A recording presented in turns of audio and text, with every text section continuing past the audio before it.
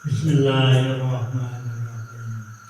Assalamualaikum warahmatullahi wabarakatuh. Waalaikumsalam warahmatullahi wabarakatuh. A'udzu billahi minasyaitonir rajim. Bismillahirrahmanirrahim. Alhamdulillahirabbil alamin. Wa bihi nasta'in 'ala umuri dunya waddin. Wassalatu wassalamu ala sayyidina Muhammad wa habibina wa syafi'ina Muhammadin Sallallahu alaihi wasallam. wa ala alihi wa sahbihi ajma'in. Kepada para hadirin hadirat, para bapak ibu semua yang kami hormati, sebelum kami melaksanakan thalabul ilmi, mari kita bersama-sama memanjatkan puja-puji rasa tafakur kehadirat Allah Subhanahu wa Ta'ala, yang mana Allah telah melimpahkan rahmat, taufik, hidayah serta beberapa nikmatnya kepada kita semua.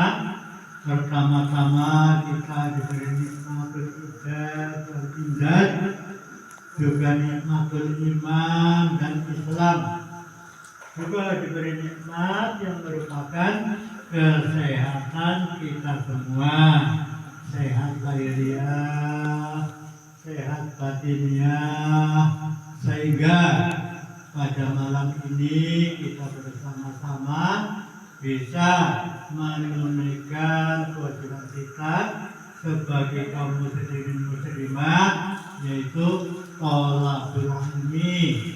Mudah-mudahan dengan thalabul ilmi kita semua senantiasa mendapat ridho dari Allah Subhanahu wa Ta'ala, yang akhirnya akan membuahkan kemaslahatan bagi kita semua, manfaat maslahah fid din wa dunya wal akhirah.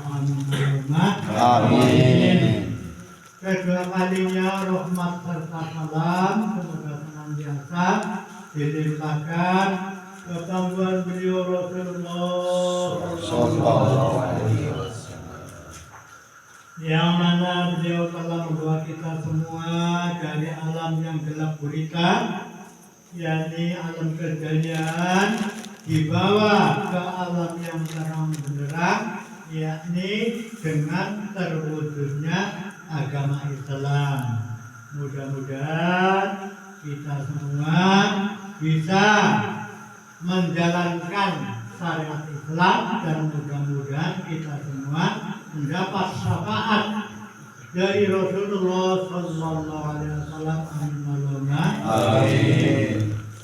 Hadirin hadirat, para bapak ibu, untuk mengawali kajian pada malam ini, mari kita bersama-sama memohon kehadirat Allah Subhanahu wa Ta'ala dengan kafilah membaca surat Al-Fatihah. Bismillahirrahmanirrahim. Liridho illahi ta'ala wa li syafa'ati Rasulullah wa li barakati sultanul awliya'i ala hadin al-Fatihah. A'udzu billahi minasy syaithanir rajim. Bismillahirrahmanirrahim. Alhamdulillahi rabbil alamin. Ar-Rahmanir Rahim. Maliki yaumiddin. Iyyaka na'budu wa iyyaka nasta'in. Ihdinas siratal mustaqim. Siratal ladzina an'amta 'alaihim ghairil maghdubi 'alaihim waladdallin. Mugi-mugi menjadi wasilah dalam kita mengkaji ilmunya Gusti Allah dan juga Rasulullah Allahumma Amin. Selanjutnya yaitu ini sebentar lagi kalau nggak salah hari Selasa, malam Selasa ya, malam Selasa besok itu nisfu Sa'ban. Jadi kita kaum muslimin muslimat dianjurkan untuk memperbanyak amal soleh di malam nisfu Sa'ban.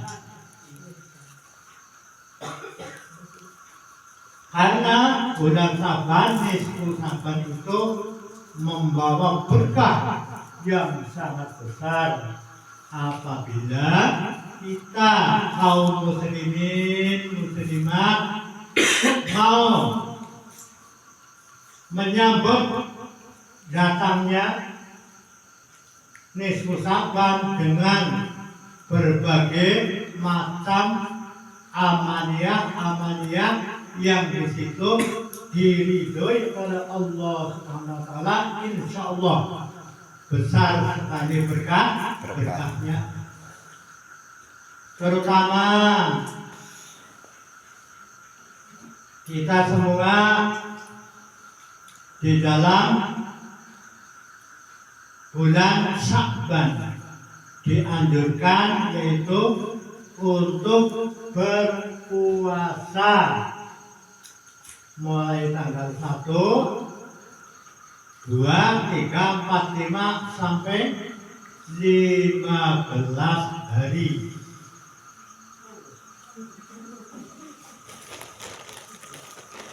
Apa tuh? Ya, apanya dilakukan orang apanya dilakukan.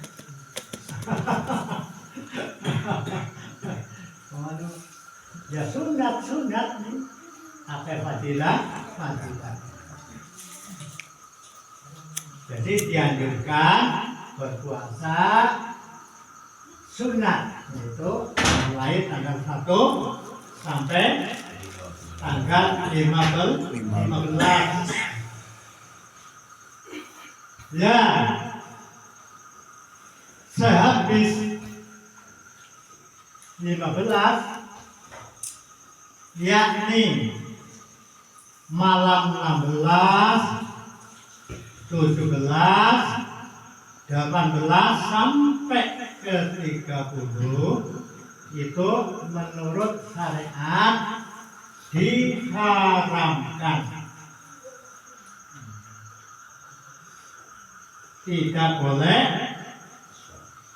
puasa sunat di tanggal 6, 17, 18 sampai 30.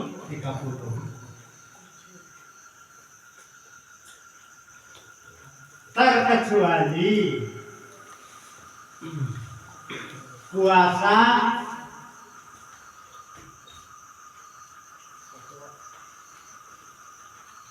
tanggal 14, 15 langsung disambung ya. Disambung dengan 16, 17, 18 sampai akhir itu diperbolehkan. Jadi disambung dengan waktu yang awal, umpama tanggal 1 sampai tanggal 30. Nyambung boleh. Tapi kalau tidak nyambung yaitu batasannya sampai tanggal 15. Jadi 16 ke atas kalau nggak nyambung itu diharamkan, tidak boleh. Terkecuali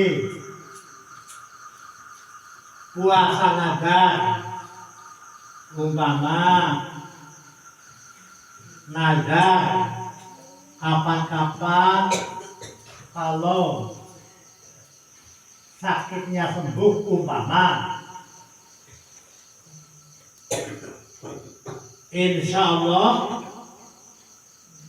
akan puasa nadar 3 hari umpama itu puasanya di bulan Saban tanggal 16, 17, 18 itu diperbolehkan.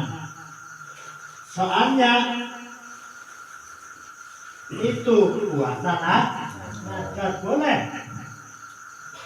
Atau bayar utang kadang-kadang Pak. Ya, lagi yaitu kodok ya. Kodok biasanya orang perempuan lah yang banyak kodok. Iya. Kalau laki-laki kan jarang. Motor. Mudur. Kalau soalnya orang perempuan biasanya datang bulan. Nah, kalau datang bulan itu boleh nggak puasa di bulan Ramadan tapi di kos seumpama ngodonya kok sudah jatuh pada bulan Saban walaupun tanggal 16, 17, 18 sampai akhir itu diperbolehkan nggak dilarang. Perlu ngerteni Pak Bu ya, bapak-bapak pun perlu sekali ya mengetahui karena kadang-kadang untuk memberitahu sama ibu-ibunya.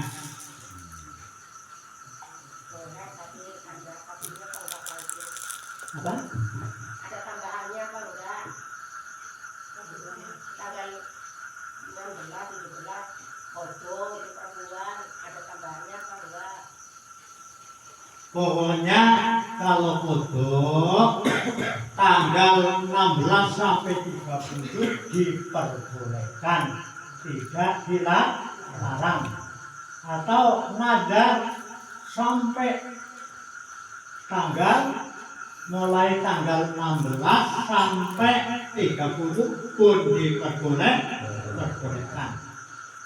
Katanya kalau ya, hasilnya foto tapi tidak tanggal 16 sampai 30 Saban itu ada fotonya dia terus ada tambahannya bayar fidyah apa? Enggak ada fidyah.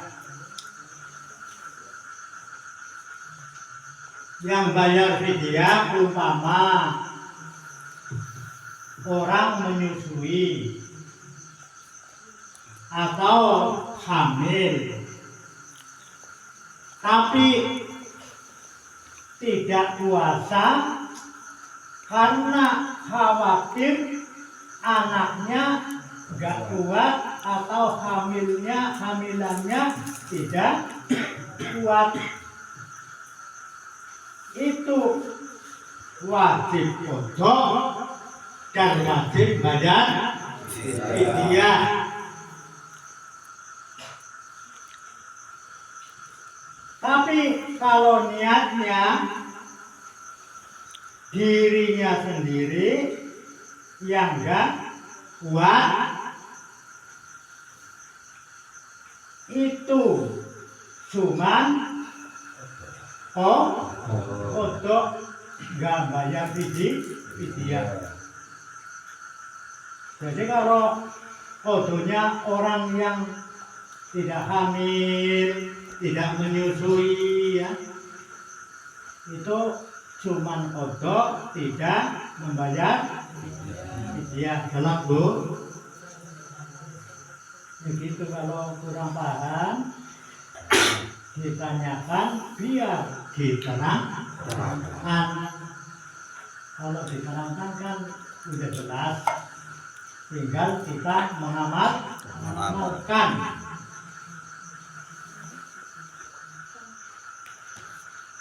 Jadi kita semua di dalam nisfu Saban dianjurkan memperbanyak amal soleh. Contohnya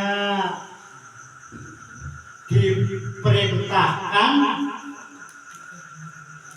dianjurkan bersedekah, memperbanyak sedekah di dalam bulan Saban. Diperintahkan, dianjurkan banyak membaca Al-Quran, membaca zikir, membaca sholawat, dan lain-lainnya. Yang penting di situ amal soleh itu dianjurkan. Maka kalau bisa kita semua yaitu mengamalkan apa saja yang dianjurkan oleh agama. Jadi kalau amal soleh, bersedekah, baca Quran, baca selawat, itu baca Yasin, kebanyakan ulama itu kalau bulan Saban, nisfu Saban itu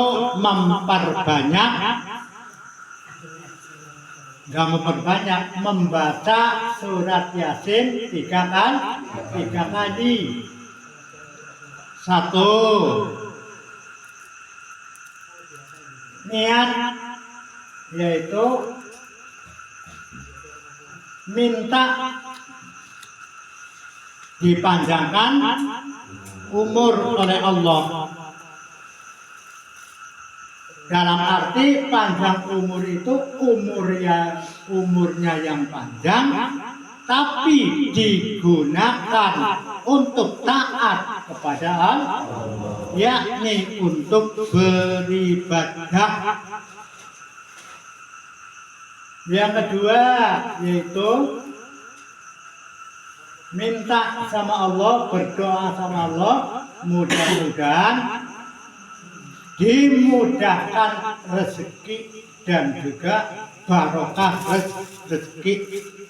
Yang rezeki itu digunakan untuk ibadah kepada Allah. Yang ketiga kalinya yaitu mohon sama Allah, mudah-mudahan dijadikan orang yang taat kepada Allah dan akhirnya kita meninggal dalam keadaan husnul khotimah. Maka kita semua dianjurkan memperbanyak berdoa, itu dengan wasilah membaca surat Yasin habis maghrib 3 kali.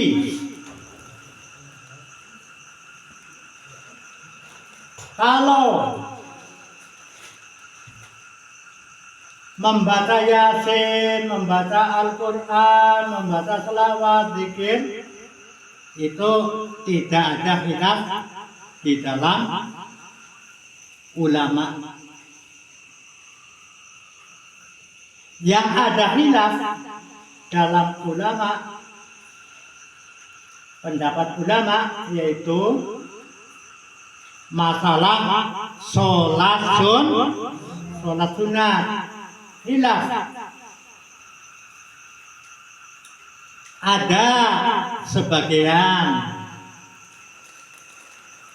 yang menganjurkan sholat sunat pada malam nisfu Sya'ban. Tapi kalau menurut dalam hadis yang diriwayatkan oleh Sayyidina Ali itu dianjurkan sholat sunat tapi dengan munfarid, artinya sendiri-sendiri. Tapi sebagian ulama itu ada yang menganjurkan untuk berjamaah.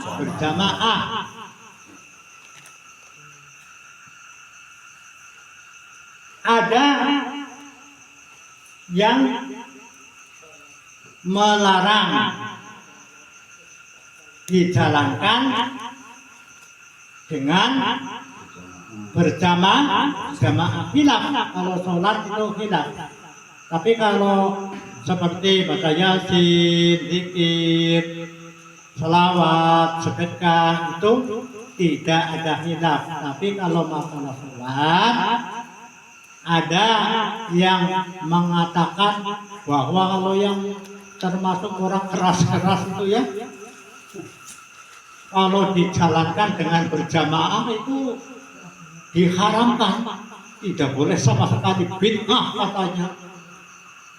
Tapi bagi kaum ahli sunnah tidak mengharamkan, bahkan kadang ada yang menganjurkan. Maka perkhilafan di dalam paham pendapat para ulama itu sudah biasa pendapatnya itu ada yang membolehkan, ada yang melarang. Tapi kalau ahli sunnah wal jamaah itu kebanyakan tidak melarang. Cuman yang diterangkan dalam hadis itu kata Sayyidina Ali itu dijalankan dengan munfarid, yaitu sendiri-sendiri. Tapi sebagian ada yang menganjurkan yaitu berjamaah. Sebagian ada yang melarang. Saya itu namanya pendapat. Yang penting mudah-mudahan semua amal soleh yang digunakan untuk apa itu menjalankan nisfu Sya'ban, yang penting yaitu amal soleh.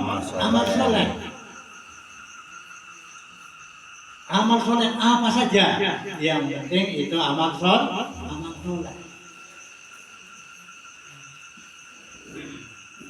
Kalau bisa diperbanyak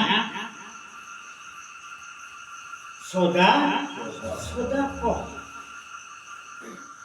Karena amal sedekah itu sangat besar sekali pahalanya.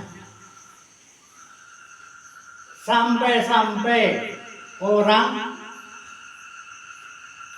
yang tidak mau sedekah, entah itu di bulan Sya'ban atau di luar bulan Sya'ban. Kata Rasulullah itu diterangkan dalam hadis muttafaq alaih atau hadis sahih Bukhari Muslim. Bagi orang yang tidak mau bersedekah alias bakhil, pikir medit ya, itu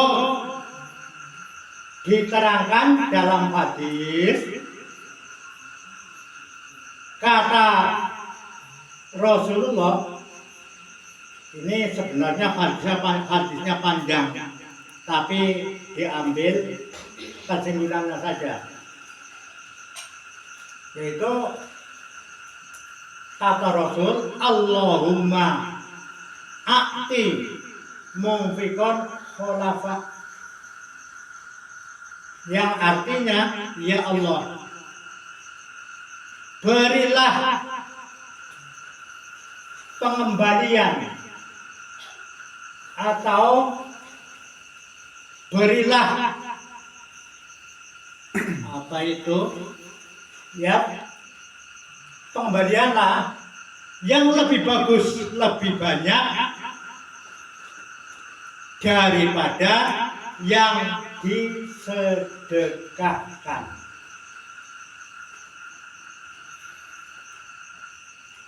Itu yang berdoa adalah malaikat, kata Rasul. Allahumma a'ti munfikon khulafa, ya Allah, berilah pengembalian yang terbaik, terbanyak dan menyenangkan bagi orang-orang yang mau bersedekah. Itu doanya siapa pun tadi? Malaikat. Itu bagi orang-orang yang mau bersedekah, entah di bulan Sya'ban atau di luar bulan Sya'ban. Malaikat yang satu, yang lain, karena dua malaikat berdoa, Allahumma a'ti mumsikan talafa, yang artinya ya Allah, berilah kehancuran, berilah kerugian bagi orang-orang yang tidak mau bersedekah. Maka bersedekah itu sangat dianjurkan oleh agama. Maka khususnya di bulan Sya'ban, khususnya nisfu Sya'ban, diperbanyak bersedekah. Kalau di sini biasanya yang dilaksanakan habis sholat maghrib, yaitu baca surat Yasin 3 kali.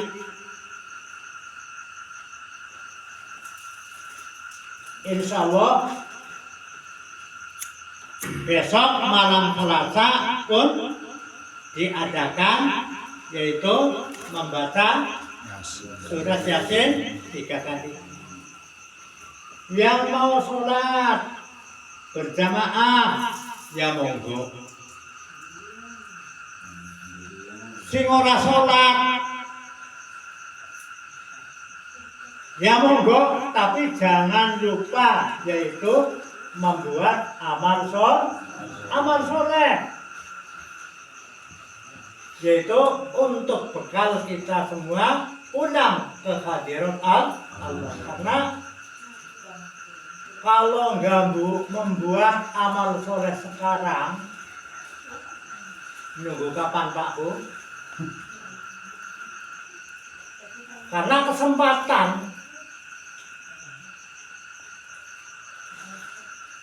kesempatan kita semua masih diberi sehat.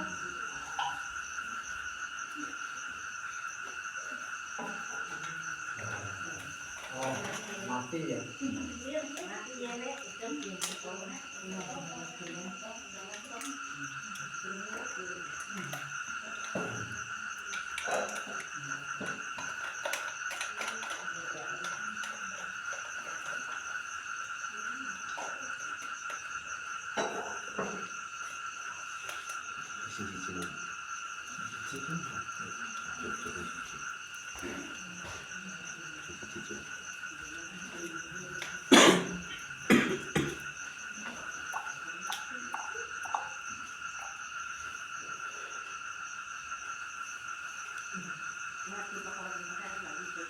Suwe ya, suwe ya orang awet di sambung neraka. Jadi kita semua mumpung ya ada kesempatan sehat jasmani dan sehat rohani, kita dianjurkan yaitu memperbanyak amal soleh. Jangan sampai kita, apalagi yang sudah tua, kalau sudah tua kan tidak ada lain bakalnya mati. Walaupun mati itu nggak harus tua, kadang muda pun mati. Tapi khususnya yang sudah tua tidak mungkin akan kembali muda. Pasti entah kapan waktunya akan mati. Maka sebelum mati kita siap-siap bekal untuk mati, khususnya yaitu di bulan Sya'ban, juga di luar bulan Sya'ban. Jadi kita harus ingat kepada mati atau zikrul maut. Kalau kita mau zikrul maut, ini mati, insya Allah kita hidup di dunia tidak akan meninggalkan perintah Allah, terutama yang wajib seperti sholat 5 waktu. Walaupun bagaimana sibuknya ya, bagaimana repotnya, kalau sehat, sehat ya, lahir dan batin harus kita laksanakan. Jangan sampai kita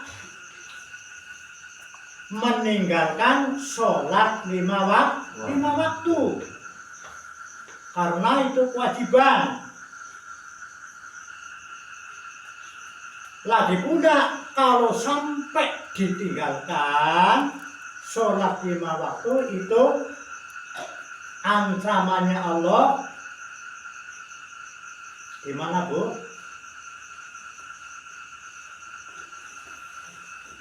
Di neraka. Kalau kita sampai meninggalkan sholat 5 waktu, ancamannya Allah dipulangkan besok ke neraka. Maka jangan sampai kita meninggalkan sholat 5 waktu, dan ditambah dengan sunatnya Enggak cuma wajibnya, tapi sunatnya seperti zikir, selawat, sedekah, dan sebagainya. Yang penting di situ adalah amal soleh untuk bekal kita semua kembali ke hadirat Allah. Itu pun harus disertai ikhlas. Kalau kita beramal apa saja, kalau disertai ikhlas lillahi ta'ala, insya Allah bisa untuk bekal kita semua kembali ke hadirat Allah. Tapi walaupun seberapa banyaknya amal kita, kalau tidak ikhlas, itu tidak ada apa-apanya. Maka harus ikhlas lillahi ta'ala. Sedekah pun harus ikhlas. Jangan pamrih selain Allah. Sholat pun harus ikhlas menjalankan perintah Allah, walaupun bagaimana repotnya. Karena itu kewajiban tidak boleh sama sekali ditinggalkan. Jangan sampai kita istilahnya mengalahkan sholat,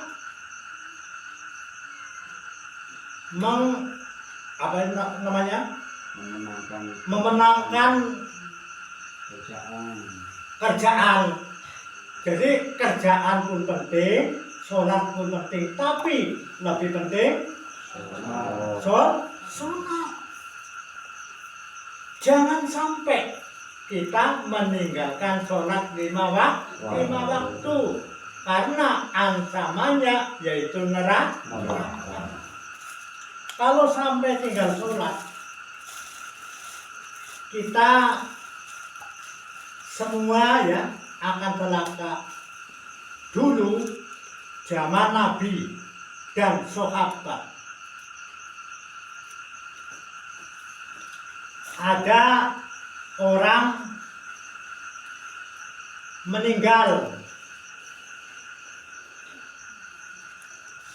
meninggalnya itu di desa, di perkampungan. Yang perkampungan itu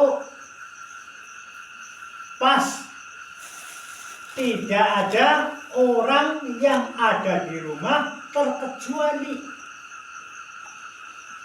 anaknya sendiri, anak laki-lakinya orang yang meninggal.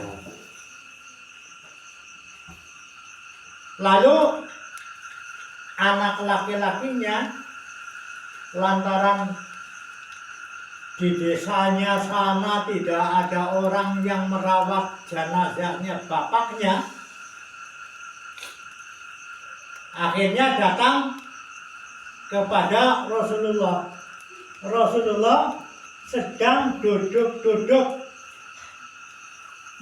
dengan sahabatnya di masjid. Bilang, ya Rasul, ayah saya meninggal dunia, tapi tidak ada yang merawat jenazahnya anak saya. Oh, ayah saya bukan anak ya. Ayah saya. Akhirnya Rasul mengutus sahabatnya disuruh merawat jenazahnya ayahnya. Dan setelah datang ke rumah, jenazahnya apa itu bapaknya sang pemuda itu lalu dibuka apa itu tutupnya, biasanya kan ditutupi pakai kain ya, kalau orang meninggal kan ditutupi sama kain. Setelah dibuka oleh sahabat yang maunya akan dimandikan, dikafankan dan disolati. Tapi mayitnya bapaknya sang pemuda itu setelah dibuka oleh sahabat itu rupanya Pak, rupanya bukan muka orang ya, bukan mukanya bapaknya, tapi mukanya celeng hitam. Mukanya celeng hitam. Babi hitam, babi hutan lah. Lalu sahabat tidak berani memandikan. Setelah itu lalu sahabat bilang sama Rasul ada di masjid. Dijemput Kanjeng Nabi, ya Rasul, itu jenazahnya bapaknya si Fulan itu mukanya bukan mukanya bapaknya janahnya si Fulan, tapi celeng babi hitam, rupa babi hitam. Lalu disaksikan oleh Rasulullah, memang betul setelah dibuka oleh Rasulullah itu mukanya muka babi hitam.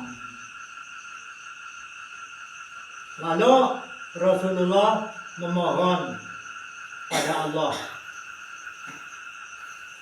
didoakan oleh Rasulullah biar kembali seperti semula, yaitu jenazahnya bapaknya pemuda itu. Lalu setelah didoakan oleh Rasulullah, jenazahnya bapaknya itu kembali semula, yaitu berupa wajahnya ayahnya sang pemuda tersebut. Nah, setelah berubah kembali seperti biasa, lalu baru dimandikan, baru kafani, terus disolati. Setelah dimandikan, dikafani dan disolati selesai, lalu dibawa ke kuburan. Setelah dibawa ke kuburan, dimasukkan ke liang lahat. Setelah di liang lahat langsung dibuka, biasanya kan mukanya dibuka, ditempelkan lem tanah. Itu kembali lagi menjadi rupa celeng hitam. Terpaksa akhirnya ditimbun saja, Setelah ditimbun oleh para sahabat, lalu Kanjeng Nabi berdiri di atasnya. Kanjeng Nabi berkata, inilah nasibnya orang yang tidak mau menjalankan sholat 5 waktu, besok bangun dari kubur jadi babi hitam. Naudzubillahimin. Maka jangan berani-berani meninggalkan, walaupun sibuknya bagaimana sibuk, harus kita perhatikan masalah sholat. Jangan sampai sholat 5 waktu ditinggalkan. Ya kalau bisa sholatnya dijalankan, amal-amal soleh yang lain pun dijalankan. Soalnya Pak, yang namanya orang takwa itu tidak cuma menjalankan sholat 5 waktu, tapi semua perintahnya Allah disuruh menjalankan, semua larangannya Allah diperintah meninggal. Itu orang yang takwa, yang calon penghuni surga. Itu harus menjalankan sholat 5 waktu, dan lainnya sholat 5 waktu pun harus dilaksanakan. Soalnya kalau cuma sholat 5 waktu, ya, itu pun sholat 5 waktu belum tentu kalau khusyuk.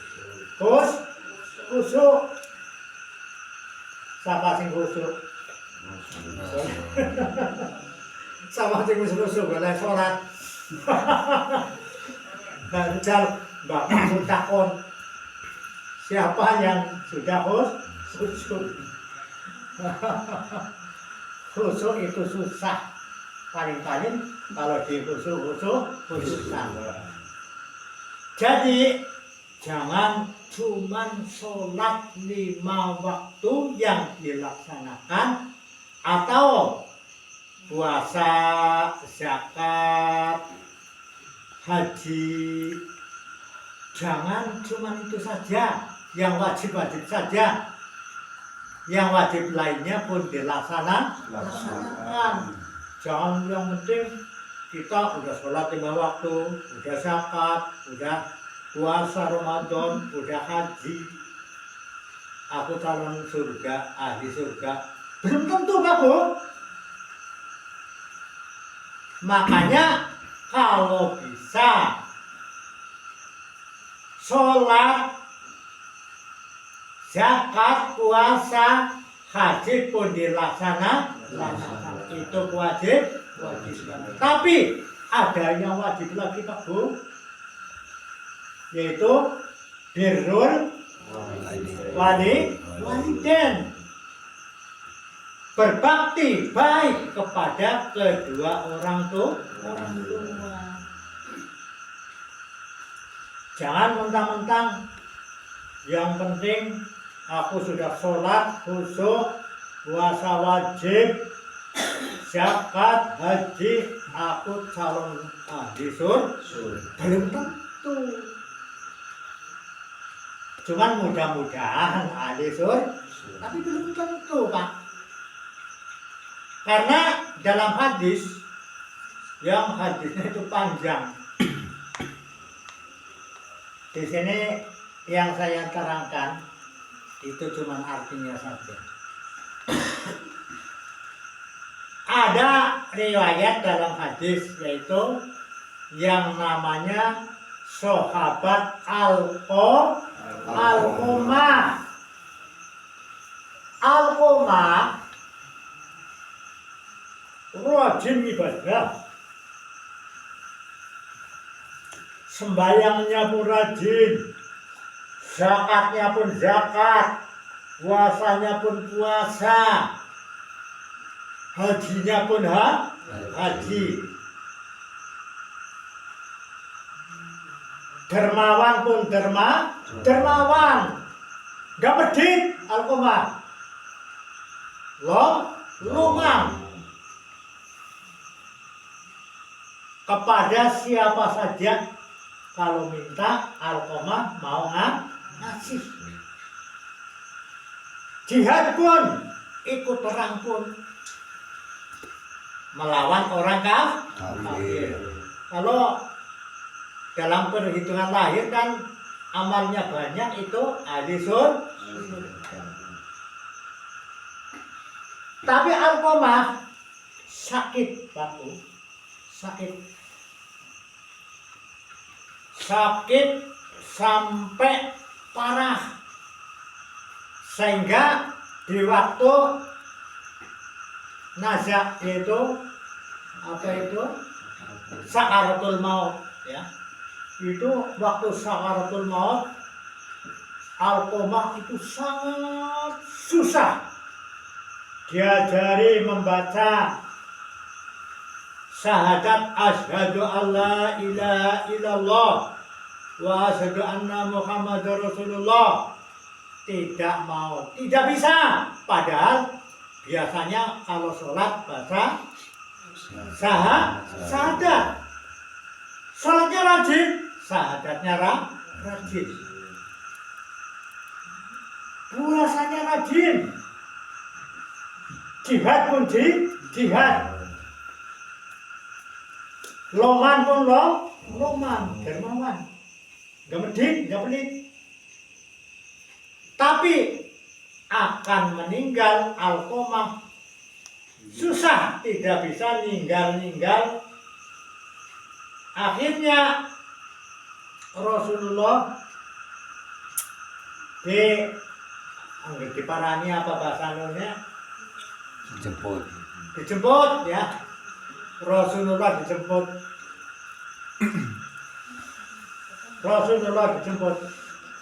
Setelah Rasulullah dijemput, memang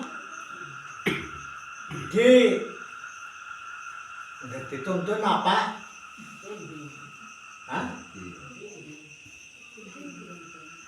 Dituntun bahasa nasionalnya apa? Dibimbing ya? Dibimbing atau diajari membaca syahadat asyhadu alla ilaha illallah wa asyhadu anna muhammadar rasulullah. Memang tidak mau, diam. Padahal biasanya baca syahadat. Waktu sakaratul maut ya, tidak mau sama sekali. Akhirnya Rasul tanya kepada Ummi Alqamah, ibunya Alqamah. Wahai Ummi Alqamah, ini ada apa di antaranya Ummi dan Alqamah? Jawabnya ibunya, Alqamah itu sangat murah hati ya, loman, sangat loman kepada siapapun. Sholat, haji, ibadah apapun dilaksanakan. Cuman ya Rasul, Alqamah itu terhadap aku itu sangat pelit karo ibunya. Oleh pelit Alqamah lantaran takut kepada istrinya, soalnya istrinya yang pelit.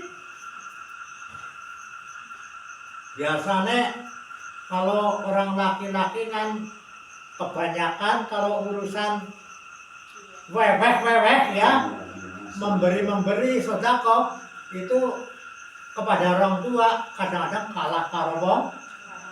Angger wong wadon biasanya yang kebanyakan itu loman ning maring mamake angger maring mertua mandan kurang ya Pak ya.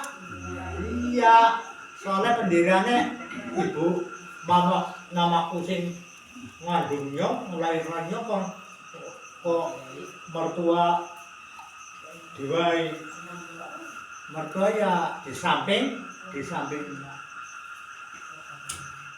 kadang-kadang aja kue ini mudah-mudahan ibu-ibu ya aja diapiki kabeh mertua ya dikapiki, ibu kandung ya diapik, bapak mertua ya diapiki, bapak kandung ya diapik.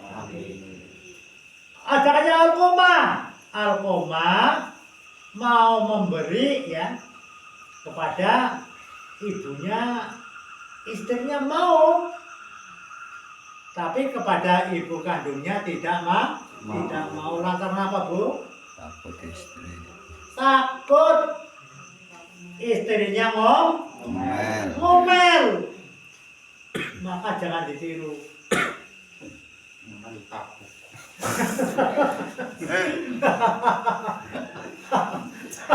Ya lara.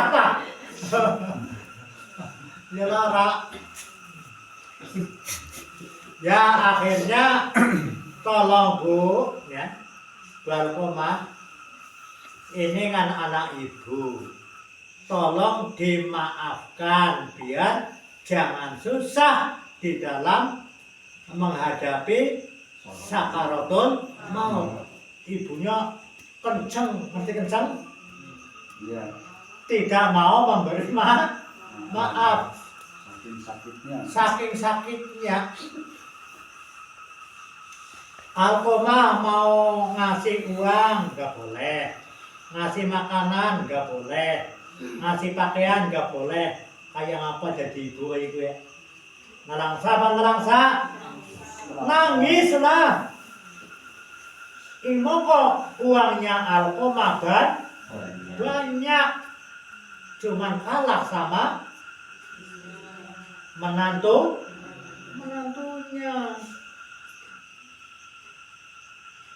Akhirnya ibunya tidak mau memaafkan. Cara nggerane dirintik bahasanya apa? Dirayu ya. Ya dirayu sama Rasulullah supaya memaafkan. Tetap bersikeras tidak mau memaaf karena sakitnya bukan main. Wong tua kan begitu ya. Dilarani ya wong tua ora dipangan, ora uli dibayi sandangan, ora uli diwe duit, ora uli. Ya sapa wonge sing ora kesu. Ya kesu nambah anu wong alima ya kesu. Senajan mati kesu. Ya ora uli. Enggak boleh. Akhirnya lantaran nggak mau memberi maaf, kalau Ibu Alkoma tidak mau memberi maaf kepada Alkoma, sekarang para sahabat cari kayu yang banyak, lalu sahabat-sahabat mengumpulkan kayu. Setelah kayunya banyak, lalu dinyalakan. Setelah nyala, apinya besar. Rasulullah berkata kepada ibunya Alkoma maksudnya, Bu, ini anak ibu kalau nggak dimaafkan akan saya bakar hidup-hidup. Akhirnya ibunya orang anak wong tua sing kesuah kayak kesuh maring anak ini nganggar anak yang dibakar jadi melas ora tega mau dibakar hidup. Akhirnya ibunya, jangan ya Rasul, jangan dibakar anakku ya Rasul. Saya maafkan semua kesalahan Alkoma kepada saya. Dan setelah dimaafkan, baru dituntun apa? Dibimbing membaca syahadat, baru bisa. Setelah dimaafkan oleh ibunya. Setelah membaca syahadat, bisa membaca syahadat, lalu meninggal dunia. Itu gara-gara apa, Bu? Ora gelem bagus karo wong tua, pelit mari wong tua aja mung ngandalna salate, walaupun salate khusyuk, haji, puasa, sodako, tapi kepada orang tua tidak bagus, tidak baik. Akhirnya calon neraka untung dimaafkan oleh ibunya. Akhirnya matinya husnul khotimah. Maka kita hidup di dunia jangan cuma gak penting aku sholat lah. Dia ada sholat orang penting. Kalau sholatnya bagus kan pasti ahli surga. Walaupun sholatnya bagus, Bu, Pak, kalau tidak bakti kepada orang tua, cilaka. Jangan disangka nggak cilaka. Udah, jangan bersama-sama hari. Bismillahirrahmanirrahim. Allahumma rizukni hikmataka wansur rahmataka ya rabbal alamin.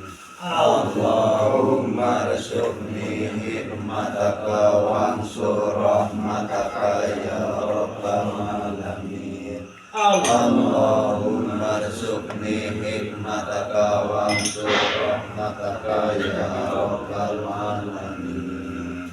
Allahumma sholli ala Muhammad. Allahumma sholli ala Muhammad wa ala alihi wa ala alihi wa sahbihi wa sallim. Rabbi ja'al hadha baladan amina. Rabbi ja'al hadha baladan amina. Warzuq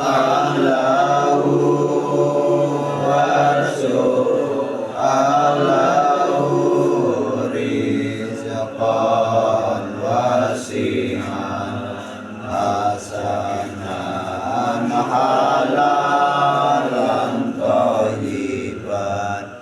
Taqabbalallahu minkum minna wa minkum taqabbalu ya karim. Alhamdulillahirrahmanirrahim. Semua salah dan khilaf kami mohon maaf yang sebesar-besarnya, dan ada baiknya mudah-mudahan diterima oleh Allah Subhanahu wa taala minallah. Amin. Sehingga berkait dan manfaati bagi kita bersama minallah. Amin. Assalamualaikum warahmatullahi wabarakatuh. Waalaikumsalam.